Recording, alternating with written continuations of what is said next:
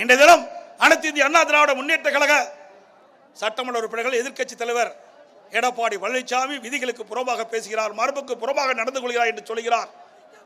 திராவிட முன்னேற்ற கழகம் 2017ஆம் ஆண்டு நான் முதலமைச்சராக பொறுப்பேற்கின்ற பொழுது மேதக ஆளுநர் பெரும்பான்மையை சட்டமன்றத்தில் நிரூபிக்க வேண்டும் என்று சட்டப்பேரவை தலைவருக்கு ஆணையிட்டு அதன் பேரிலே சட்டமன்றம் கூட்டப்பட்டு அப்பொழுது பெரும்பான்மை நிரூபிக்கின்ற பொழுது அப்பொழுது எதிர்க்கட்சி தலைவர் அந்த ஸ்டாலின் அவரோடு இருந்த திமுக சட்டமன்ற உறுப்பினர்கள் எப்படி நடந்து கொண்டார்கள், எப்படி மரபை காப்பாற்றினார்கள் என்று விவரத்தை எல்இடியிலே பாருங்கள். இதெல்லாம் போற போங்க, உங்க இடத்துக்கு போங்க, நீங்க உங்க இடத்துக்கு போங்க.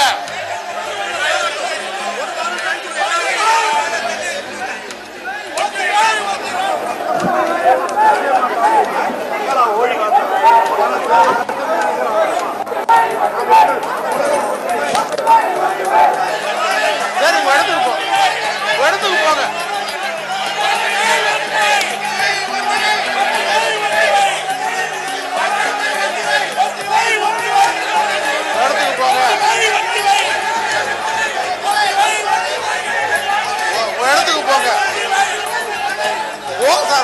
என்ன நியாயம்?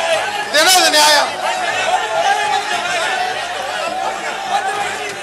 முதல்ல போய் உட்காருங்க, முதல்ல போய் உட்காருங்க. இப்படி சட்டமன்ற மரபுக்கு மீறி அநாகரிகமாக நடந்து கொண்டது திமுக சட்டமன்ற உறுப்பினரும் திமுக தலைவர் ஸ்டாலின் அவர்களும். நாங்கள் அப்படி சட்டமன்றத்தில் நடந்து கொள்ளவில்லை.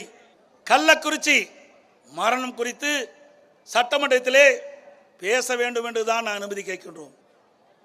மக்களுடைய பிரச்சனை, மக்களுடைய உயிர் பிரச்சனை சட்டமன்றத்தினால் எழுப்ப முடியும். பிரதான கட்சியுடைய வேலை அதுதானே.